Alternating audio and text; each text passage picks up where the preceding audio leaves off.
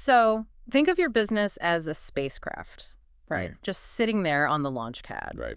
And when you are looking up at the sky, your market size, well, it is not just a glowing star on a map that you point to and say, we're going there. Yeah, this is definitely not that simple. No, it is a matter of hard physics. Like your total addressable market, your TAM, that is the universe you are operating in. Exactly. And your serviceable available market, your SAM, that's the exact orbital trajectory you have to navigate. The path to actually get there. Right. And then your serviceable obtainable market, the SOM, that is the unforgiving, completely precise calculation of the liquid fuel you currently have in your tank to break gravity. Which is where most people fail. Because if you guess the math on your fuel just because you want to sound impressive to the mission controllers, well, you don't make it to space. You explode on the launch pad. And yet, I mean, every single day, founders walk into venture capital offices and they present these fantasy novels instead of actual mathematical maps. Just totally made up numbers. Oh, completely. They point to the universe, they completely ignore the fuel tank, and then they wonder why the investors, refuse to fund the launch. Yeah, which brings us to the core of what we are doing today. Because whether you are an aspiring founder sketching out ideas on a napkin, or maybe a student of business, or just intensely curious about why certain companies become these massive global empires while others just quietly run out of cash evaluating market size, is the ultimate diagnostic test. It is. It is quite literally the difference between an inflated fantasy and an actual venture-scale reality. Because the numbers you present, they dictate your survival. So to really get to the bottom of this, we are drawing heavily on the methodologies of StartupLanes for this deep dive. Yeah, and for those who might not know, StartupLanes is a massive global business ecosystem. Right, an idea-to-IPO network. Exactly, operating across 56 cities in 15 countries. Yeah. I mean, they have this staggering data pool. They've deployed over $111 million across more than 130 startups. And at the helm of all this is Dr. Shishir Gupta. He's the CEO and the author of Startup Easy. And his core philosophy is what we are really anchoring on today, right? Yeah. Which demands structured clarity over these inflated market fantasies. Yeah, he has this saying that really frames this entire discussion. He says, a brilliant product in an imaginary market is just an expensive hobby. An expensive hobby. I love that. Right. Because when founders approach a massive network like StartupLanes at the idea stage, the investment committee, they aren't looking for someone who just copy-pasted a multi-trillion-dollar statistic from some generic industry report. Right, like a Gartner report or something. Exactly. They're looking for bottom-up logic. They want to see that the founder truly understands their unit economics and their exact customer base. So to figure out how to calculate that rocket fuel without, blowing ourselves up, we really have to define the three distinct layers of the economic atmosphere. The sacred trinity of market sizing. The trinity, yes. So let's start with the outermost layer. TAM, the total addressable market, the universe. So TAM is the absolute maximum revenue opportunity available if 100% of your target market is captured. Okay. Assuming zero competition. Zero competition, right. It is the global or, universal revenue pool. If every single person who could theoretically adopt your type of solution actually did so. Like an ideal world scenario. Exactly. Yeah. If you invent a new type of shoelace, your TAM is every single human on Earth who wears shoes with laces. But I'm guessing I shouldn't just walk into a pitch meeting and claim my revenue next year is going to be equivalent to the entire global footwear market. Yeah. No, that is the most common and probably the most lethal mistake. Yeah. You absolutely cannot treat the TAM as your projected company revenue. It's just context then. It is purely context. Yeah. Shows investors the absolute ceiling of the industry, which proves that there is a massive macroeconomic tailwind behind you. But it is not your operational reality. You just can't reach everyone with shoes. All right. Which brings us to the second layer then, Sam, the serviceable available market. Yeah. So this would be the orbital trajectory, the realistic category, right? Exactly. It is the portion of the TAM that your startup can actually realistically target based on your specific operational boundaries. Okay. And what kind of boundaries are we talking about here? Well, those boundaries are usually geographic or linguistic, regulatory, or even physical. Makes sense. So if you are launching a localized logistics platform in Indonesia, your SAM only includes the specific islands or urban segments that you can actively service today with your current infrastructure. Right. It does not include the entire continent of Asia. Exactly. Okay, so applying that back to the shoelace example, TAM is everyone with shoes. Right. SAM filters that down to everyone with shoes in the specific countries where I actually have warehousing, where the local language matches my marketing materials, and I assume where the shipping costs don't completely destroy my profit margin. Precisely. You are filtering out the segments you physically or economically cannot service. And then we zoom in even further to the ground floor, which is the SOM serviceable obtainable market. The fuel in the tank, my immediate wedge. Yeah, the SOM is the highly realistic share of the SAM that you can actually capture in the near term. Like, what timeline are we talking? Typically the first 12 to 24 months, given your actual real-world constraints. Okay. It factors in your current sales team size, your exact marketing budget, your factory capacity, your runway. All the hard limits. Exactly. It is the exact number of customers you can genuinely convert and retain over the next year. Right, it's what keeps the lights on while you try to build a bigger ship to reach the rest of the SAM. And investors, especially during due diligence, they care infinitely more about a captured, highly calculated dam than some imaginary slice of a giant TAM. Oh, for sure. Dr. Gupta notes that investors don't fund macro statistics. They fund the micro-monopoly you're building today. A micro-monopoly. Yeah. Your TAM is your horizon, but your SAM is the ground beneath your feet. You have to master the ground first. So I want to talk about how founders actually get this wrong, because there are these classic venture capital jokes that just perfectly highlight the delusion of macro data. Oh, there are so many. The Chinese toothbrush fallacy is a legendary one. Yes, that is the classic 1% delusion. Walk us through it. So a founder walks into a room and pitches a new bamboo toothbrush. And they say, well, there's 1.4 billion people in China. If we can just capture a measly 1% of that market, that is 14 million people. Well, right. The math sounds so easy. And at $5 a toothbrush, we are generating $70 million in revenue by year 2. It is inevitable. Yeah, and it sounds so incredibly reasonable when you say just 1%. I mean, it makes the investor feel like, well, surely a competent team can get 1% of anything. Which is exactly why seasoned investors immediately reach for their coffee mugs and just mentally check out. They just stop listening. Totally. The reality check is brutal there. That 1% math completely ignores the mechanics of business. Right, because to reach 14 million people across a landmass that size, what does your localized distribution network even look like? Exactly. And how are you handling the intense, cutthroat, local manufacturing competition? Because they can undercut your $5 price point by 80%. Oh, easily. And what about the regulatory friction of setting up a foreign entity? Right. And not to mention, if every single startup pitching a product for the Chinese market assumes they easily get 1%, well, the average citizen would have to brush their teeth 4,000 times a day just to support all these business models. Just brushing their teeth all day long? Yeah. So if your market size calculation requires you to capture 1% of a massive, undefined whole, Yeah. it basically tells the investor that you understand nothing about customer acquisition. You are just moving decimals around on a spreadsheet. Exactly. But there is another disaster scenario from the sources that illustrates this even better, I think. The global oxygen pitch. Oh, wow. Yeah. Set the scene for us. So an early-stage hardware founder was pitching a new indoor air purification monitor. Okay. And he's pitching this to a panel of Tier 1 venture capitalists in Silicon Valley. He gets to his market sizing slide, and he projects a TAM of $5 trillion. 5 trillion. With a T. With a T. So the lead partner stops him. He says, walk me through this math. The global air purification hardware market is not $5 trillion. Yeah. How did you get that number? And what does the founder say? The founder, completely seriously, replies, well, everyone on Earth breathes oxygen. No way. Yes. He says, technically, every single human being is a potential user of an air filtering environment. So that is our TAM. Okay, that is just wild. How did the investor react? Well, the partner stood up, walked over to the whiteboard, drew a large circle and said, congratulations, your TAM is planet Earth. If you capture 100% of it, you are God.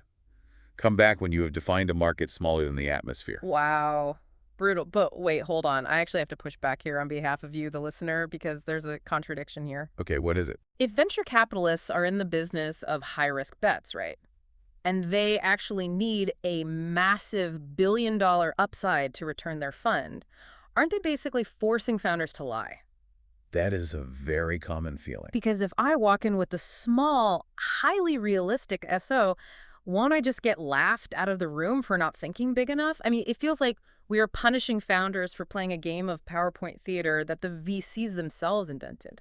Yeah, look, it's a very real tension. Mm. And it is the central dilemma that every ambitious founder faces. You are correct that top-tier venture funds absolutely need massive scale. They need those unicorns. They do. If your ultimate TAM genuinely caps out at $20 million, a Tier 1 VC will pass. Even if I own the whole market? Even if you win a monopoly in that market, because the ceiling is simply too low to impact their massive portfolio. All right. So scale is absolutely required. But the crucial distinction is that the method you use to arrive at that massive scale is what actually proves your competence as an operator. Ah, okay. So they want the big number, but they want to see the microscopic math that builds up to it. Exactly. Throwing out a $5 trillion oxygen TAM doesn't prove you have a big business. It just proves you don't know how to build one. Right.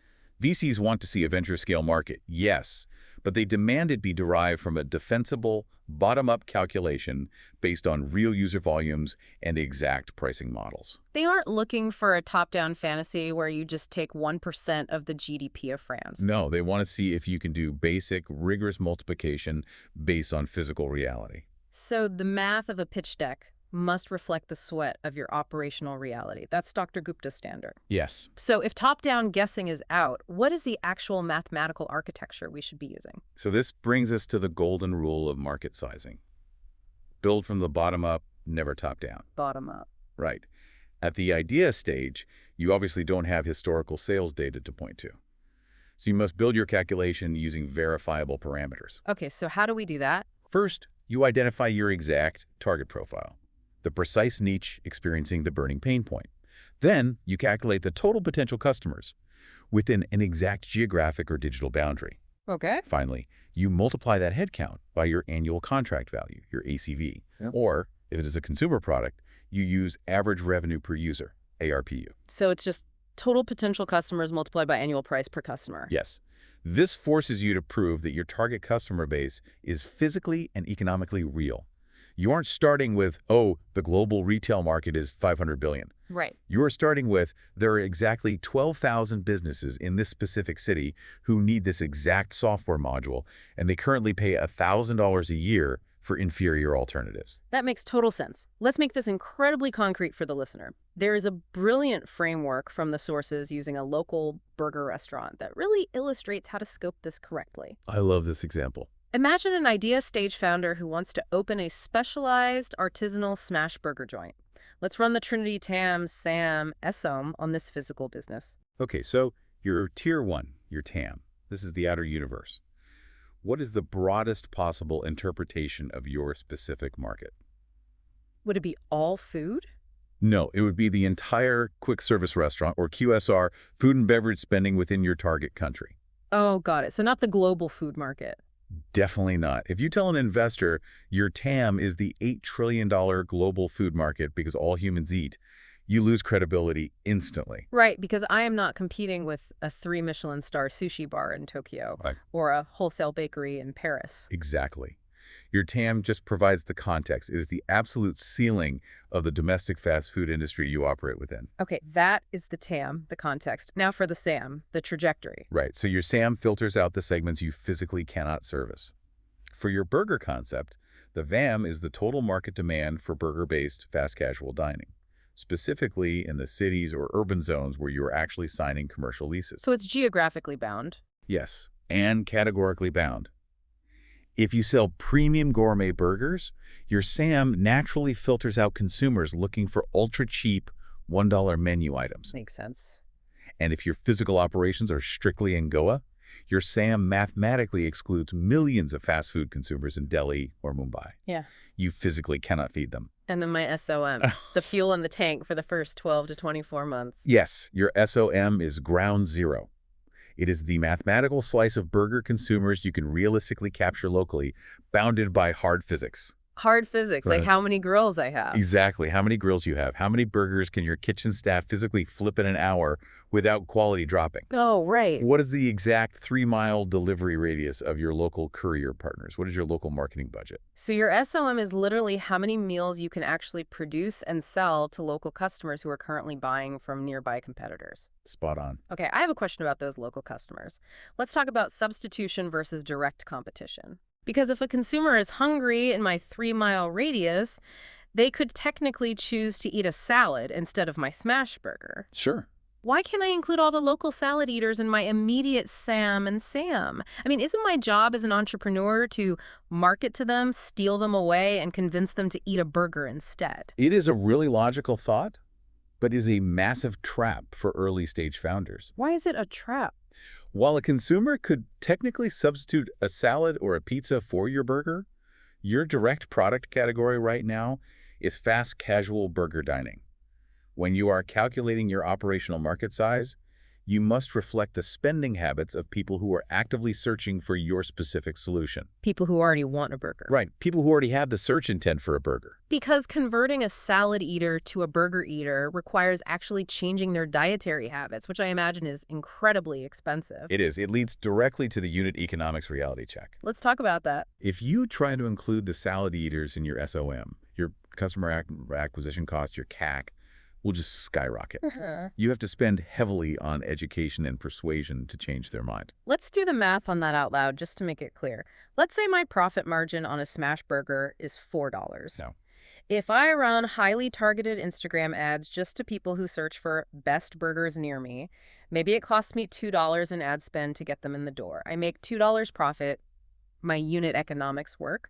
Yes. But if I try to target the salad eaters, your ad spend might jump to $20 just to convince one health-conscious person to cheat on their diet. oh, wow. So if my customer acquisition cost, my CAC, is $20, but the profit I make over the lifetime value of that customer, the LTV, is only $4 because they only eat a burger once a year. You are losing $16 every single time you get a new customer. That is terrible. Which means a larger market size just means you lose money faster. Capturing your SOM must never break your financial model. If you define your market too broadly, you just bleed cash on marketing. So your initial SOM must act as a very tight, high-intent wedge. Exactly. At launch, your product must target a precise niche. You might start by offering your artisanal smash burgers exclusively to local tech workers, or maybe late-night college students in a tight 2-mile radius. Right. That SOM proves you have product-market fit. It provides immediate, profitable cash flow. You have to prove you can dominate the existing search intent of the user looking for burgers before you ever spend capital trying to expand into adjacent markets. The wedge strategy test. You master the ground beneath your feet before you look at the horizon. Exactly. And this strict mathematical architecture is exactly how the biggest tech empires in the world built their early pitch decks. I mean, they didn't use generic macro reports. They used brutal bottom-up discipline. They absolutely did. They built their TAM, SAM, and SOM using rigorous calculations based on real user volumes, exact transaction frequencies, and explicit pricing models. Let's dive into some historical case studies in rigor, starting with Airbnb, the famous 2008 seed deck. Oh, this is a perfect example. Take us back to 2008. Airbnb is just a few guys renting out air mattresses in a San Francisco apartment. They need seed funding. How do they calculate their numbers without sounding completely delusional? Well, they completely ignored the massive, multi-trillion-dollar global real estate and hotel market. They didn't claim the whole pie. Right. They didn't say, well, everyone needs a place to sleep, so our TAM is all global real estate. Instead, they used a strict, bottom-up volume calculation based on public travel data from the World Tourism Organization. Walk us through the specific math on that slide. So they started with the volume of travel, not the dollar amount. Their TAM was calculated as 530 million total trips booked worldwide per year. Trips, not dollars. That grounds it in actual human behavior. Exactly. Then for their SAM one, they filtered that global volume down to the specific segment they could actually address via an online peer-to-peer platform targeting budget-conscious travelers. Because in 2008, mobile internet was still pretty nascent. Very much so. So they filtered the 530 million trips down to 84 million trips that were specifically booked online targeting budget or hostel accommodations. And the SOM, the fuel for their immediate launch. They applied a highly realistic, really conservative capture rate of just 1% to that already filtered SAM. Just 1% of the 84 million. Right. So their SOM was 3.4 million trips targeted for early capture. Okay. Then they multiplied that 3.4 million trips by an average fee of $20 per transaction. That projected an early revenue of roughly $68 million. Wow. They proved to investors that capturing a microscopic fraction of a highly filtered, hyper-specific market was mathematically enough to build a massive business. It's so clean. 530 million global trips. 84 million budget online trips, 3.4 million targeted early trips. They found a mathematically sound wedge. They did. What about Square, the digital payments company founded by Jack Dorsey and Jim McKelvey? Oh, Square is a fascinating example because they targeted an audience that traditional banking incumbents completely ignored. Why does they ignore them? Because the incumbents thought the market was too small and just unprofitable. The origin story is famous. Jim McKelvey was a glass artist in St. Louis, and he lost a $2,000 sale because he physically could not accept an American Express card. Because traditional merchant accounts were just awful back then. Well, they required bulky hardware, high monthly fees, and the underwriting process was way too complex for a single artist. So he complains to his friend Jack Dorsey, who had just co-founded Twitter, and they invent that iconic little white magnetic stripe reader that plugged directly into an iPhone headphone jack. A brilliant hardware wedge. But how do you calculate the market size for a product targeting people who literally aren't in the financial system yet? Well, you certainly don't use macroeconomic credit card spending totals. Because they don't take cards. Right. Those macro totals only measure existing swipe volume. They completely exclude cash transactions.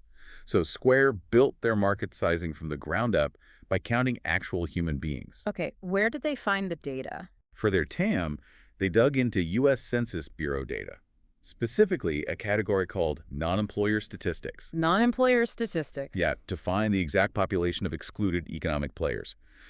They calculated there were exactly 7 million small merchants in the United States who lacked traditional legion accounts. 7 million independent contractors, taxi drivers, street vendors, plumbers, farmers market operators, all dealing entirely in cash or checks. Yes, that 7 million was the TAM. For the SAM, they narrowed that national count down to micro merchants and mobile service providers operating within dense urban commercial hubs. Places where smartphone adoption was high. Exactly, where card readers could be rapidly adopted. And the SOM, the initial wave of adoption. The SOM was restricted strictly to the exact wave of merchants they could acquire in target test cities like San Francisco and New York. And they were just handing them out, right? Yeah, they acquired them via word of mouth and by directly handing out the hardware for free. They multiplied this highly realistic, localized merchant volume by projected average transaction sizes and their flat 2.75% swipe fee. I really love the puddle versus pond analogy for this, because Square didn't try to jump into the massive ocean of corporate enterprise payments where the giant banking sharks lived. They found a puddle of cash-only micro merchants that the big fish physically couldn't swim in because their overhead was too high. Right. And Square dominated that puddle, built out their software, and grew until they were big enough to flood the pond. And that puddle became an impenetrable fortress. When Square began scaling rapidly, Amazon actually recognized the threat and tried to crush them. Amazon tried to crush Square. They did. Amazon launched a direct copycat competitor called Amazon Local Register. They undercut Square's fees, charging only 1.75%, and leveraged their massive distribution network. But it didn't work. No, because Square had built such an interlocking ecosystem of hardware, software, inventory management, and financial services on top of their captured SOM that the merchants just wouldn't leave. Wow. Amazon eventually had to shut down its competing service and literally mail everyone apologies. Square, which is now Block Inc., survived because they rigorously sized and secured that initial wedge. It's incredible how protective a perfectly calculated SOM can be. Now, let's pivot to software. What if you are selling SaaS, software as a service, where you don't have physical hardware constraints like Square or physical trip logistics like Airbnb?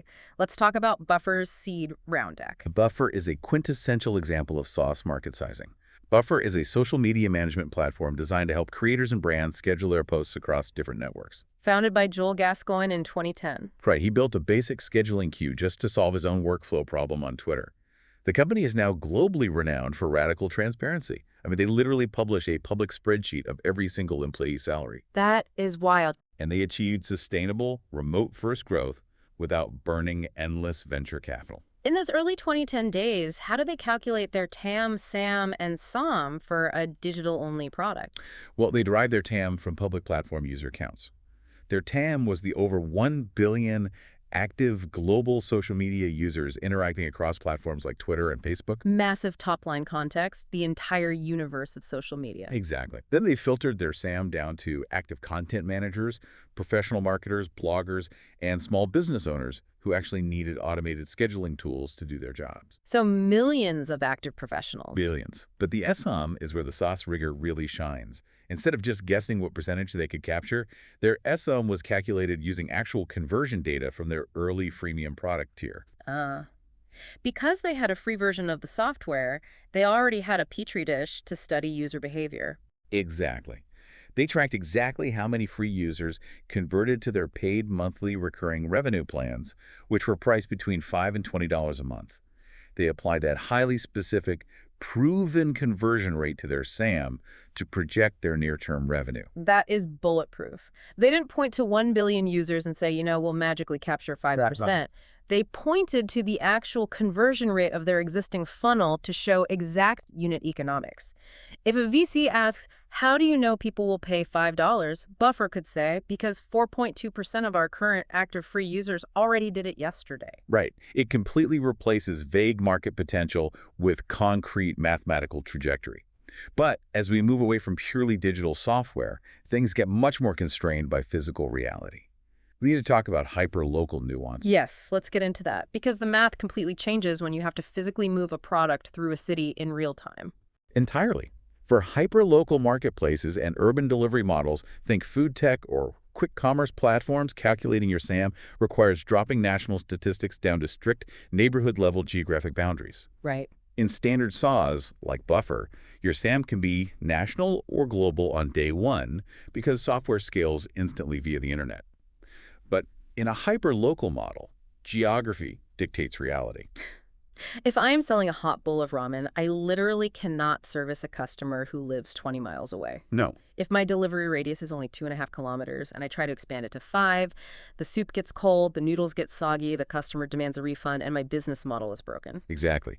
In hyper-local models, density is currency. Unit economics only work where order density is high enough to keep your couriers constantly busy. Makes sense. If a courier does one delivery an hour in the sprawling suburbs, you lose money. If they do 4 deliveries an hour in a dense downtown grid, you print money. So your SAM must mathematically isolate dense urban pockets. Deliveroo in the UK and Coupang in South Korea are masterclasses in this hyperlocal SAM methodology. Let's break down Deliveroo first. How did they map their expansion? Instead of launching a generalized UK food delivery service and trying to blanket the whole country, Deliveroo focused its initial SAM strictly on premium, high-density metropolitan neighborhoods in London that lacked reliable restaurant delivery. So they just cut out the rest. They filtered out the outer suburbs entirely. So step 1 for a hyperlocal SAM calculation is extreme geographic filtering. Isolate the exact Tier 1 or Tier 2 cities you can actually reach. If a country has 70 million people, but your logistics network only covers 3 megacities, your base population instantly drops from 70 million to, say, 20 million. Exactly. Step 2 is applying digital and demographic filters to that urban population. You filter that 20 million by smartphone penetration, digital payment adoption, and target demographics such as dual-income households aged 20 to 45 who value convenience over cost. And step 3 is the brutal hyperlocal constraint, the zone factor. This is what separates the amateurs from the operators. You must calculate the percentage of that filtered urban population that lives directly within active delivery zones or virtual neighborhoods. Like geographically drawn on a map? Yes. This is usually a strict 2 to 3 kilometer radius drawn around partnered restaurants or dark stores. If 40% of a city's population lives in sprawling suburban outskirts where couriers can't physically pedal a bike within a 30-minute window, that entire segment is mathematically sliced off the map and removed from your SAM. You literally erase them from your potential revenue. Yep. And then step 4 is multiplying that final hyperdense user count by their average annual food delivery spend. You see, this exact formula scaled up to a massive degree with Coupang in South Korea. Oh, Coupang is phenomenal. They conquered a massive redigital TAM by utilizing a concentric circle volume model starting with extreme hyperlocal density. What was their TAM? Their TAM was the entire South Korean retail and e-commerce market, valued at over $470 billion. It's a huge market. South Korea is one of the most hyper-connected, digital-first countries on Earth. It is. Their SAM, focused on the total online retail spending concentrated within South Korea's urban metropolitan areas, because over 80% of the population lives in high-density urban housing. But the SOM. Their wedge was incredibly precise. They isolated Seoul and its immediate surrounding metropolitan density. The Seoul wedge. Right. Kupang focused billions of dollars of fulfillment infrastructure exclusively within dense apartment blocks in Seoul. Because of this extreme geographic density, where a single delivery driver could park a truck and drop off dozens of packages within one residential high-rise complex in minutes, they drastically slashed last-mile logistics costs. Wow. This operational efficiency is what allowed them to guarantee dawn delivery. Yeah. Order by midnight, arrive by 7 a.m. They didn't just guess that people would buy things. They engineered their market capture using official government data from Statistics Korea, tracking population density and urban residential clustering. They mapped out exact driving times and warehouse radiuses. Dominating that localized density in Seoul gave them the cash flow and the physical infrastructure to eventually capture the massive nationwide South Korean retail TAM, completely outcompeting traditional global giants like Amazon. And you see this pattern repeated across the globe, across different industries, whenever a company successfully scales. They solve a highly specific bottleneck in a tightly defined SOM, and they use the cash flow and operational learning from that wedge to unlock a broader TAM. We see this in so many different verticals. If we look at Flutterwave in Nigeria, they didn't try to build the entire African banking system on day one. No, African cross-border payments were heavily fractured. Right. Their initial SAM was strictly digital merchants and enterprises, struggling with multi-currency checkout friction across key African tech hubs. By fixing that one specific bottleneck for that specific niche, they eventually expanded into a continent-wide financial services TAM and became a unicorn. Or BlaBlaCar in France. They are a massive long-distance carpooling network now. But they didn't start by trying to compete with mass rail or bus networks across all of Europe immediately. Right, because trying to convince someone in Germany to ride with a stranger in 2006 would require a massive marketing budget. So what was their wedge? Their initial SOM was long-distance commuters traveling between specific mid-sized French cities like Lyon and Grenoble, where the national rail schedules were inconvenient or expensive, and drivers routinely had empty car seats. Ah, a very specific problem. They built trust and liquidity within that specific geographic niche. Once they proved the unit economics of a full car on those specific routes, they scaled into a massive European network. Or OYO rooms in India. The budget hotel market was completely fragmented and unorganized. You never knew if the room you booked would have clean sheets or working Wi-Fi. Sure. Their initial SAM wasn't every hotel in India. It was budget travelers looking for standardized, clean rooms specifically in major transit hubs. They partnered with unbranded motels, enforced strict quality control on just the beds, the linens, and the Wi-Fi in that wedge, and eventually expanded into a national hospitality TAM. It's the same story with Mercari in Japan. They targeted a sum of smartphone-first users who wanted to trade secondhand goods instantly using their phone cameras, bypassing the clunky traditional desktop-based auction catalogs. That mobile-first wedge unlocked a massive consumer resale TAM. Okay, so these are all tech giants, multi-billion-dollar valuations, massive venture capital funding. But I know a segment of our listeners right now is thinking, okay, this strict mathematical architecture is great if you're building the next Kupang or Square. Sure. But what if I am just selling physical goods locally? What if I am a bootstrapped founder and I never, ever plan to raise a dime from venture capitalists? Does this TAM, SAM, SOM framework even matter for a small, self-funded business? It matters immensely. In fact, you could argue it is significantly more urgent for a bootstrap founder to get this right. Why is it more urgent? Because when VCs use this framework, they're calculating their potential return on a diversified portfolio of investments.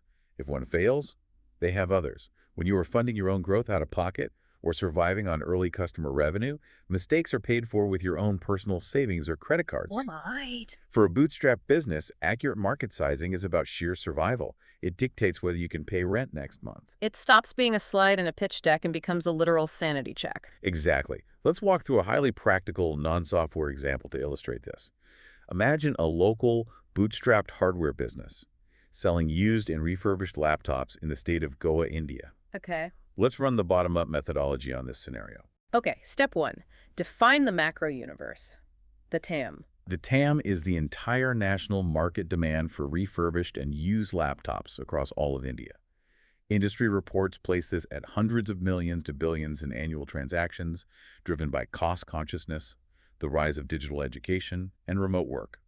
Or you can calculate it via first principles. Take total Indian households, students, and small businesses and multiply that by annual laptop replacement cycles. That shows the wider economic tailwind. Refurbished electronics are a growing industry, but this founder isn't selling nationwide yet. They are in one state. So what is the SAM, the regional trajectory? The SAM is the total demand for used and refurbished laptops strictly within the state of Goa, factoring in its specific demographics. Okay. Goa has a population of approximately 1.5 million residents, but we apply our target segment filter. This business isn't targeting retirees. We focus on households with students like those attending Goa University, Beats Pilani Goa, or Goa Engineering College, as well as the heavy influx of remote professionals and digital nomads living in the state. There are a lot of co-working spaces in areas like Anjuna and Vagator, heavily populated by digital nomads who might need a backup machine or a cheap laptop for a local hire. Right, so let's assume there are roughly 300,000 target households or individuals in Goa needing affordable computing. Okay, 300,000. Then we look at replacement frequency. A laptop isn't bought every month. Assuming a laptop life cycle of 4 years, about 25% of the segment is in the market for a device annually. So 25% of 300,000 gives us 75,000 potential buyers a year. Okay, 75,000 buyers a year in Goa, and what's the average price point? An average refurbished business laptop, like a certified pre-owned Dell Latitude or a Lenovo ThinkPad, sells for roughly 25,000 rupees, or about $300. Okay. So your SAM calculation is 75,000 buyers multiplied by 25,000 rupees. That equals 187.5 crore rupees, or roughly $22.5 million. $22.5 million, that is a very solid mathematically sound SAM. But the founder cannot physically reach all 75,000 buyers on day one. They don't have the inventory or the marketing reach. So we drill down to the SOM, the fuel in the tank for year one. Exactly. The operational reality is that your physical shop or your local delivery network only covers specific commercial and student hubs in Goa, like Panaji, Mapusa, Margao, and Ponda. So for year one, you target capturing a small fraction, say 2 to 3% of that SAM. Let's do the math. 2% of the 75,000 annual buyers, that is exactly 1,500 laptops sold in year one. Right. Multiply those 1,500 units by the 25,000 rupee average price, and your SO revenue value is 3.75 crore rupees, or roughly $450,000. 1,500 laptops yielding $450,000. It is so grounded. A bootstrap founder can actually build a real spreadsheet model around that. Yes, they can. They can map out the student clusters on Google Maps. They can check the monthly search volume for buy used laptop in Goa on Google Keyword Planner to see if 1,500 people are actually searching for it. They can look at competitor pricing on platforms like Cashify or Amazon Renewed. Doing this math completely protects your cash flow. Which brings us to the biggest danger for bootstrapped founders, the niche too small trap. Oh, this is important. Bootstrapped founders often build a product for a hyper-local or ultra-niche audience because it feels easy and cheap to reach them. But they do this without calculating the SOM, and they don't realize that the total revenue ceiling is too low to sustain a human being. Right. If I do this math for my idea and I realize my SOM only yields, say, 200 customers who are willing to pay $10 a month, well, that's $24,000 a year in top-line revenue before expenses. That barely covers rent in most cities. Exactly. So do I just give up? Or do I artificially raise my prices on my spreadsheet to make the math look better? Like, oh, actually, they'll pay $50 a month. You absolutely do not fake the pricing. Setting arbitrary prices just because it makes the math work on a spreadsheet is a fast track to bankruptcy, because the market will simply refuse to pay it. They just won't buy it. Right. The math is a warning system. If the volume of your market cannot support your cost of living and business overhead, you have to face financial reality before you spend 6 months writing code or signing a commercial lease. Knowing that the ceiling is too low up front tells you that you must make a strategic change immediately. What kind of change? Well, you either need to expand your geographic footprint to increase the volume of customers maybe shipping nationally instead of just locally, or you need to pivot the product to solve a larger, more complex problem so you can genuinely command a higher price point from businesses. It's a sanity check to ensure you aren't building a business in a puddle when you need a pond to survive. Exactly. And it prevents you from wasting precious capital on broad marketing campaigns that target people outside your immediate service zone. You focus your limited seed capital on specific hubs in Goa rather than burning cash trying to acquire customers nationwide prematurely. To make this market-sizing concept viscerally understandable for everyone, regardless of whether you're building software, hardware, or a local service, there is a brilliant lens from the sources we can use, the Cristiano Ronaldo energy drink analogy. Oh, this one perfectly separates vanity metrics from operational reality. So imagine Cristiano Ronaldo, the most famous athletes on the planet, decides to launch a brand new, ultra exclusive luxury fitness energy drink. How does his market sizing break down? His TAM, the total addressable market, is the whole planet. Everyone on Earth who consumes beverages, drinks water, or buys energy drinks. Okay. If there are 8 billion people, the absolute global ceiling is worth hundreds of billions of dollars. It proves the beverage industry is massive.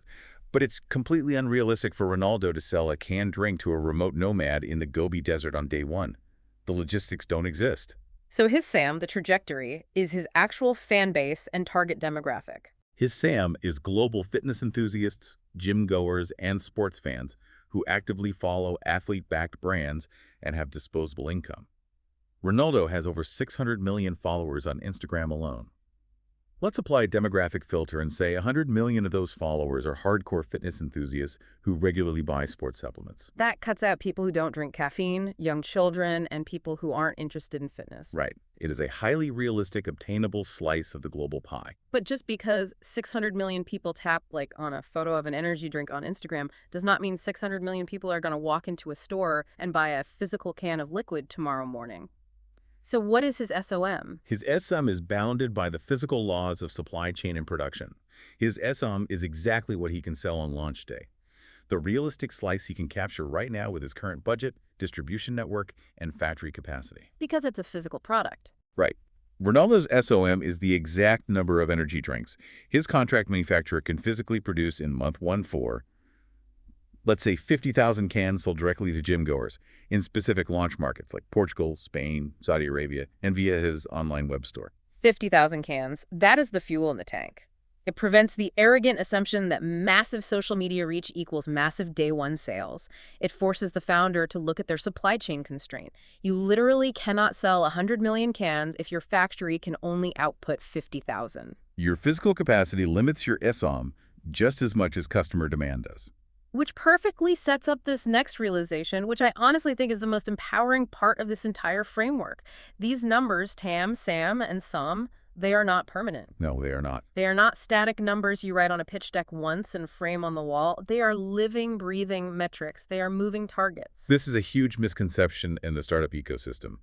Founders think market sizing is static. They think they're locked into the SAM they presented in their seed round. But they aren't. In reality, TAM, SAM, and SOM expand, shift, and get recalculated every single time a business unlocks a new geography, adds a new product line, or fundamentally changes its distribution model. It's almost like a video game map. Capturing your first SOM, dominating that initial puddle, unlocks the experience points and the cash flow you need to purchase the next geographic expansion or build the next product feature. And when you do that, the fog of war lifts, and it suddenly reveals a whole new area of the map, changing your SAM entirely. That is a highly accurate way to look at it. To trace how this evolution happens in the real world, we can walk through a hypothetical 4-phase journey of a single entrepreneur. Okay, let's do it. Let's look at the Robin Sharma t-shirt story. It shows exactly when and how the math changes at every stage of scale. Phase 1, the local Delhi workshop, the scrappy beginning. In Phase 1, Robin is sitting in a small workshop in Delhi stitching custom cotton t-shirts. He sells them directly to local college students and small apparel shops in his immediate physical neighborhood. So his TAM is massive, India's entire $100 billion apparel market. But his operational reality is tiny. His SAM is just the casual t-shirt market in the Delhi National Capital Region. Yeah. Maybe worth 500 crore rupees. But his SOM is strictly bound by his physical stitching capacity. Right, how fast he can sew. His SOM is the exact number of t-shirts his local unit can produce and sell to students in his district this month. Say 500 t-shirts generating 2.5 lakhs in revenue.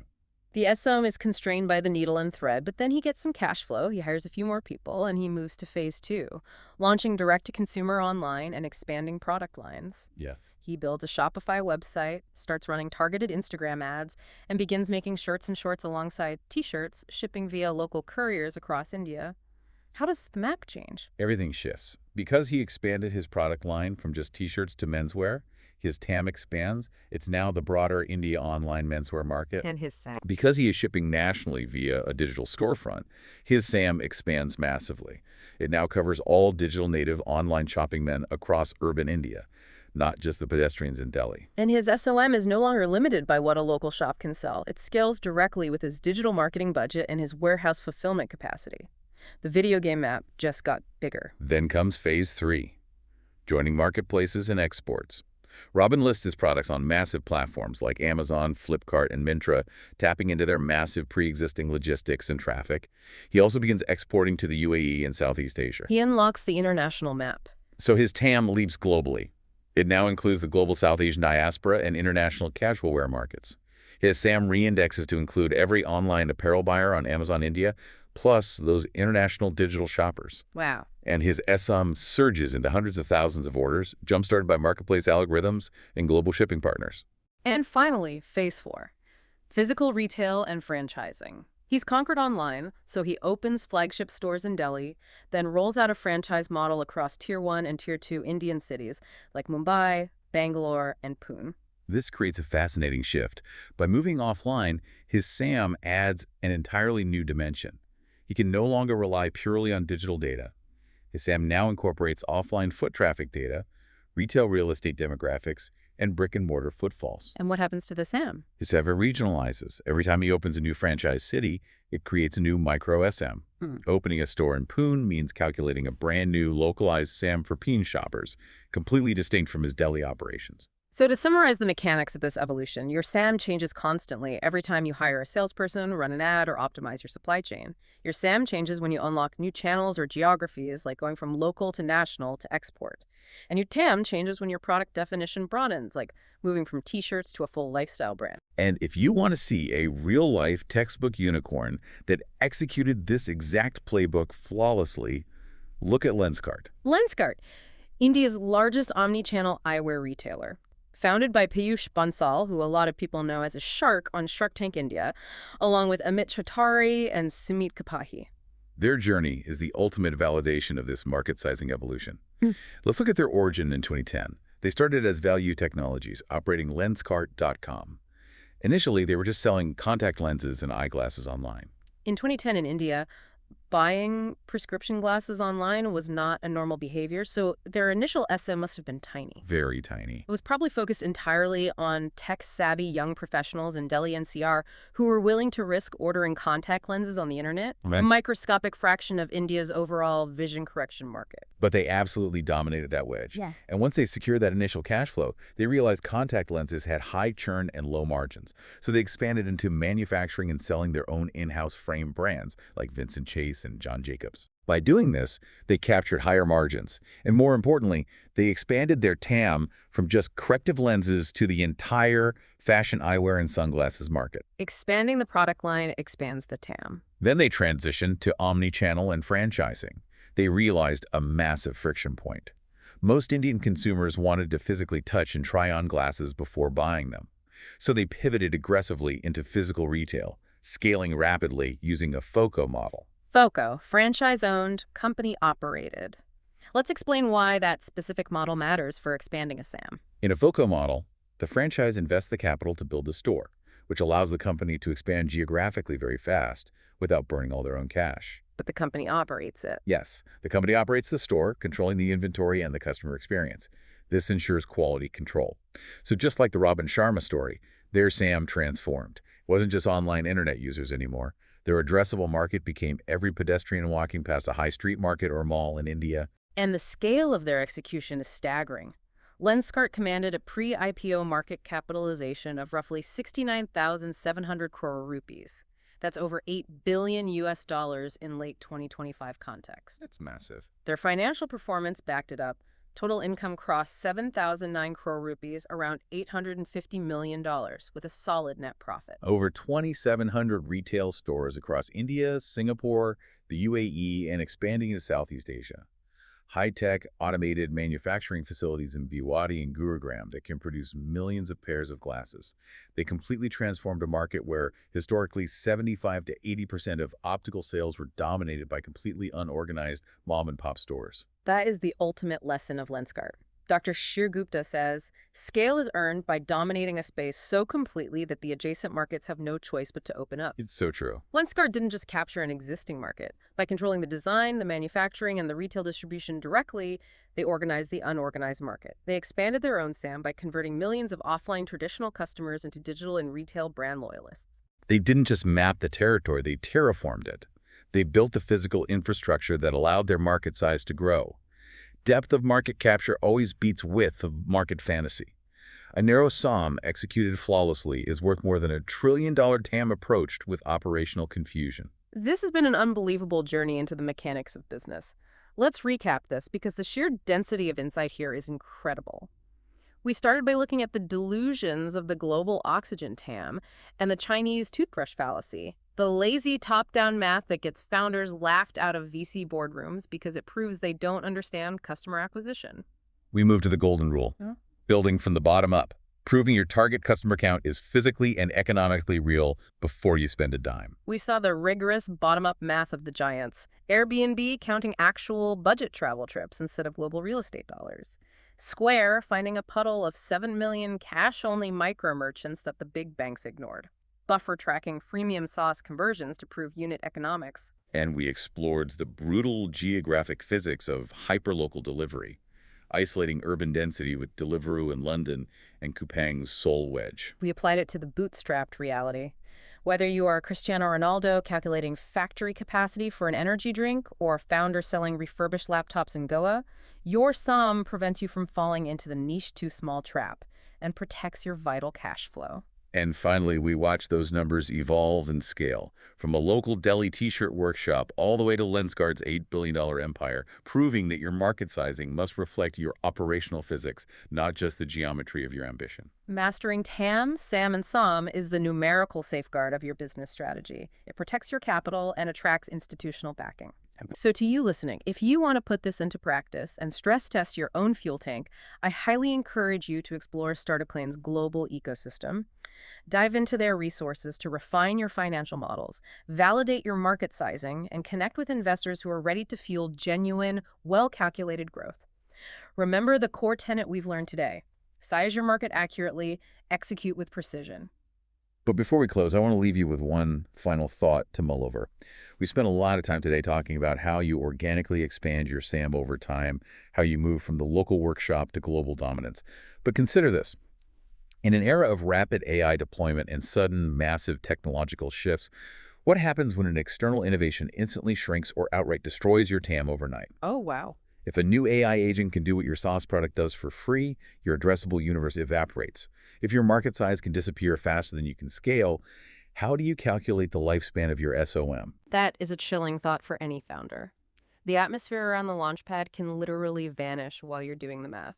So before you strap into your spacecraft, make sure you aren't just calculating the fuel you need for today, but that you are keeping a very close eye on the weather tomorrow. Until next time, keep diving deep.